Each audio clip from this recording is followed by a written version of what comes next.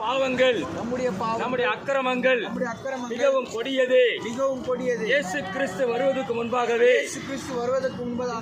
இந்த பரிசுத்த வேதத்திலே பழையற்பாடு என்ற ஒரு புத்தகத்திலே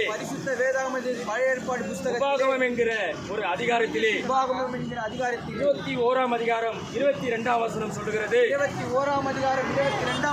கொலை செய்யப்பட்டவருடைய சரீரம் அன்று இரவே மரத்திலிருந்து இறக்கப்பட வேண்டும். இயேசு கிறிஸ்து நமக்காக கொலை செய்யப்பட்டார். யூதர்களும் பரிசேயர்களும் வேதத்தை அறிந்தவர்களும் கடவுள் இல்லை என்று சொல்லுகிறவர்களும் கடவுள் மனிதனாக வந்தார். அவரை சிலுவையிலே கொன்றார்கள். சிலுவையிலே அறைந்தார்கள். ஆகவேதான் இந்த வேத வசனத்தை நிறைவேற்றினார்.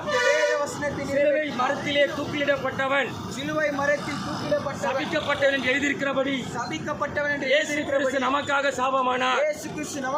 அன்பான தம்பியே, அன்பான சகோதரனே, அன்பான மகளே, இயேசு கிறிஸ்து உங்களை நேசிக்கிறார். இயேசு கிறிஸ்து நமக்காக சாபமானார். உபாகமம் 21:22-23 சொல்லப்பட்டது போல் இயேசு கிறிஸ்து சாபமானார்.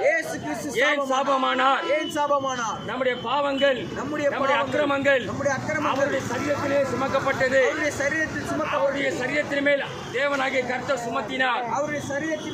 அன்பான மகனே, மகளே, இயேசு உங்களை நேசிக்கிறார்.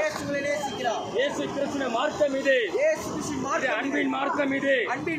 நமக்காக ஒருத்தர் மரணத்தை சுமந்தார். நமக்காக ஒருவர் மரணத்தை சுமந்து ஒருவர் மரித்து அடக்கம் பண்ணப்பட்டு 3ஆம் நாள் எழுந்தார். அவர்தான் இயேசு கிறிஸ்து. இந்த இயேசு கிறிஸ்து உங்களை தேடி வந்திருக்கிறார். ஆண்டவராக இயேசுவை நீங்கள் விசுவாசிக்கும் பொழுது நம்முடைய மரணத்துக்கு பிறகு நாம் பரலோகத்துக்கு செல்லலாம். இந்த நாள் உலகம் முழுவதும் என்று கொண்டாடப்படுகிறது.